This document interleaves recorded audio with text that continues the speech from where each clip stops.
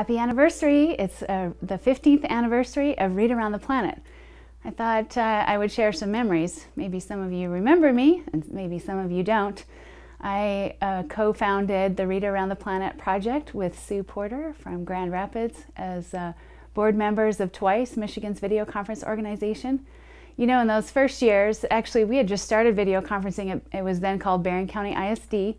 And we had 3 classes in our county read to each other for Dr. Seuss's birthday. And I told Lisa Perez in Chicago about it, and she said, "Oh, you should do that nationally." And I said, "Oh no, that would be way too much work." And here we are, 15 years later, and the project still exists. I remember that first year when we were matching, we had 200 classes. We were so excited, we thought if we got 50, that would be enough.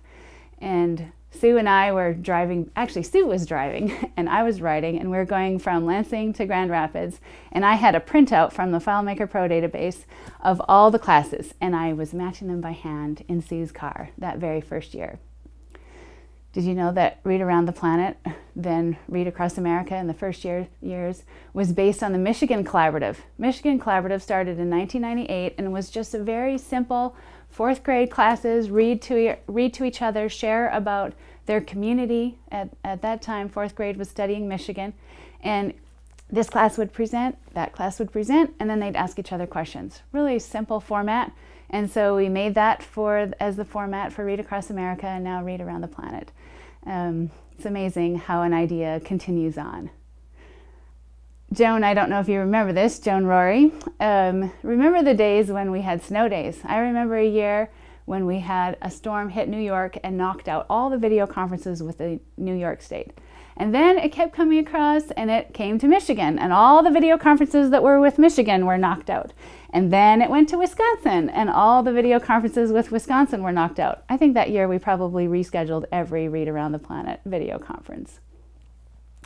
You know, in 2006, we had 1,000 classes participate. That was the first year that we were over 1,000, and we were still matching them by hand. I was matching them by hand. And I remember every time I checked the list, I found an error. And I said to the TWICE board that year, we are not matching this by hand anymore. Otherwise, we have to make something new, or we stop doing it. And out of that, the CapSpace site was born. Collaborations Around the Planet. It matches Read Around the Planet. You can collaborate with other classes. You can find people to do projects with.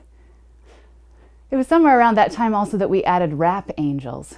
Actually, there's some people who helped us all along, but one year we started calling them Rap Angels. Read Around the Planet, Rap. I particularly remember Amy Yeager.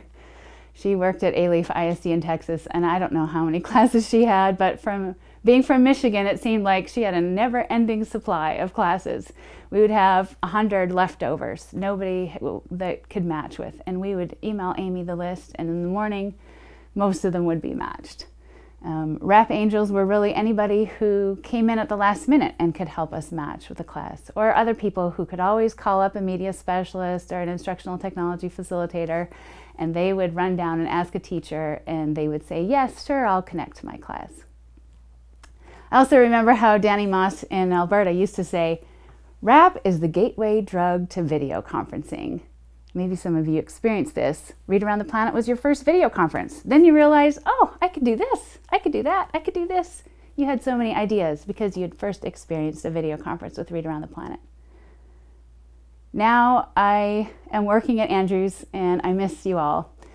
Every snow day that we have, which aren't very many, we don't have as many in higher ed as we do in K-12, but when there's a snow day, I think of Read Around the Planet, because I used to always work on Read Around the Planet on snow days. And once in a while, Sue will still call me up and say, "Hey, can you help me match some leftovers?" So if you ever get a match for Read Around the Planet that's just not quite right, you can blame it on me. With that, happy anniversary, Read Around the Planet, and I wish you all a great year of video conferences.